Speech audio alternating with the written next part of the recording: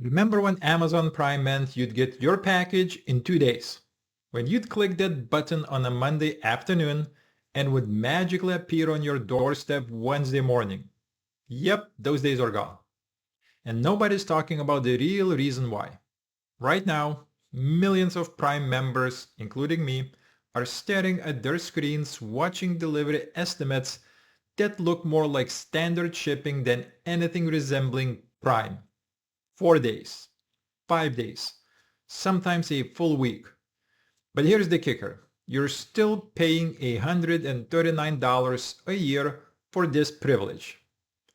Let me walk you through what's actually happening here because Amazon isn't going to tell you the truth. And the media's barely scratching the surface. It starts with the USPS. And this is where it gets interesting.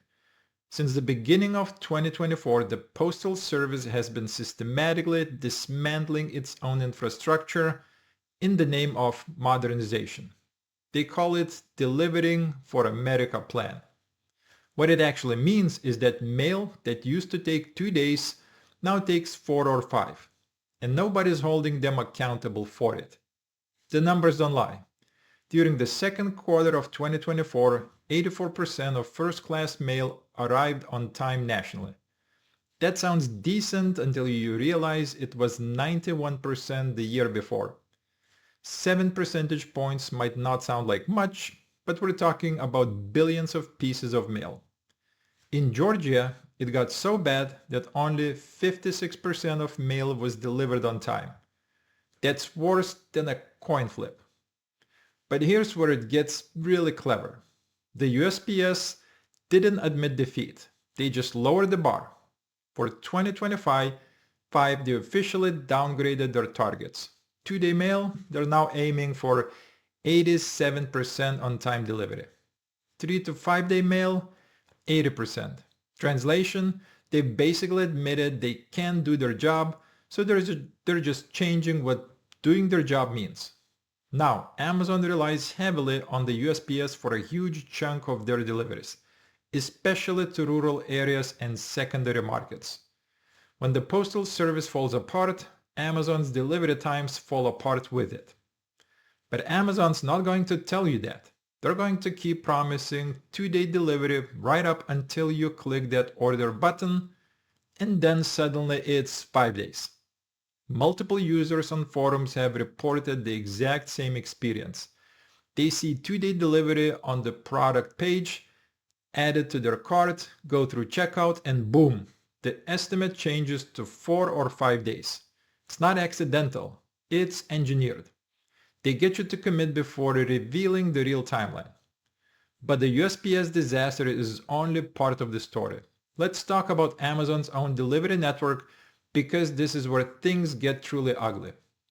Amazon built this massive delivery service partner program, these DSPs, where they can contract out delivery routes to thousands of small companies. On paper, these are independent businesses. In reality, Amazon controls every single aspect of their operations. The routes they drive, the packages they deliver, the pace they work at, the uniforms they wear, the vans they drive, everything. But when something goes wrong, when a driver gets into an accident, when packages get lost, when delivery times slip, Amazon points at these contractors and say, not our problem. It's the ultimate liability shield. They've got around 3,000 DSPs employing over 275,000 drivers, delivering 10 million packages every single day. That's more than double the number of UPS drivers.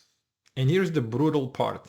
Amazon caps each DSP at 40 vans specifically to prevent them from gaining any negotiating power or unionizing.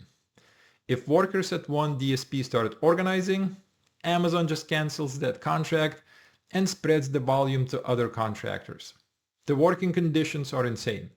Drivers are expected to deliver 250 to 300 packages per day across roughly 200 stops. 1 in 5 Amazon's delivery drivers gets injured on the job annually. Injury rates jumped 38% between 2020 and 2021. These aren't numbers Amazon wants you thinking about when you're clicking that one-click purchase button. And the business model for DSPs, it's a trap. Amazon pitches it as this entrepreneurial opportunity. Start your own business for just $10,000. Earn up to $300,000 in annual profit. Sounds great, right? Except residential delivery is one of the ugliest businesses in logistics. Low stop density, less than 2 pieces per stop, brutal margins. FedEx tried a dedicated home delivery network and quietly dismantled it because it was not profitable. Amazon's asking inexperienced entrepreneurs to jump into a business model that seasoned logistics professionals won't touch. But wait, it gets even better. UPS, which used to handle a massive chunk of Amazon's volume, announced they're cutting their Amazon deliveries by 50%. They're walking away from the business because the margins don't work. That means Amazon has to rely even more heavily on their DSP network and the struggling USPS. The infrastructure is literally crumbling while Amazon keeps rising Prime membership prices. Speaking of which, Prime went from $99 in 2015 to $139 today. That's a 40% increase. Wall Street analysts are already predicting it could hit $160 by next year. They claim the value of a Prime membership is worth over $1,000 when you add up all the benefits. But if the core promise, fast reliable shipping, is failing apart, what exactly are you paying for? And here's the thing that should really make you angry. Non-Prime members are reporting that their free shipping deliveries are actually arriving faster than Prime deliveries used to. Multiple users have confirmed this pattern. The gap between Prime and non-Prime is shrinking, which means you're essentially paying $140 a year for streaming services you may not use and grocery discounts you may not need.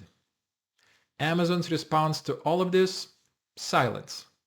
They issue vague statements about service expectations and continuing to improve, but they're not addressing the fundamental problems. They're not talking about the USPS crisis. They're not talking about the DSP exploitation. They're not talking about the fact that the entire logistics network is held together with duct tape and the backs of overworked contractors. And the media is barely touching this story because Amazon's advertising dollars are everywhere. They've normalized this decline in service. Oh, it's the holidays. Oh, it's COVID.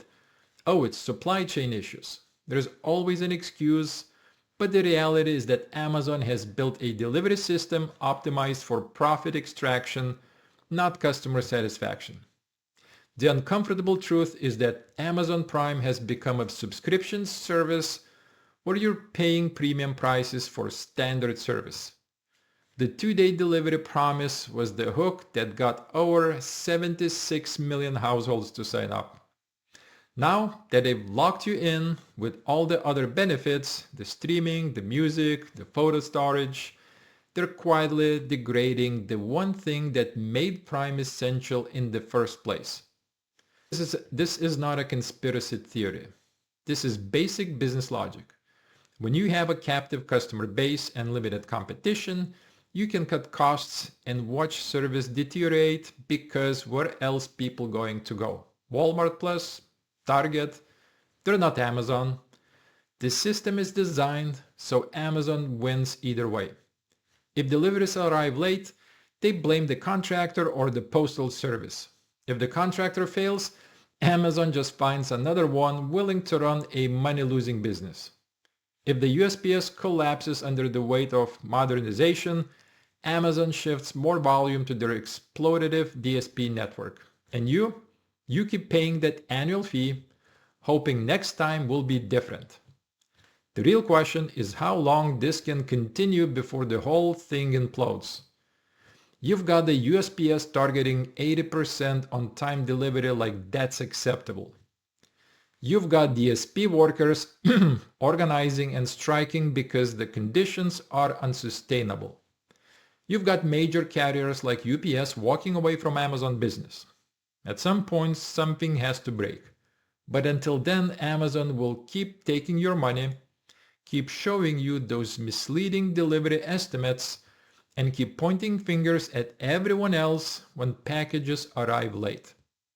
They built an empire on the promise of convenience, and now they're learning that empire built on unsustainable foundations eventually crumble. The only question is whether you're willing to keep funding it. Don't forget to like this video, subscribe, and hit that bell so you never miss an update. Your support lets me keep bringing you more content just like this. I'll see you next time. Bye-bye.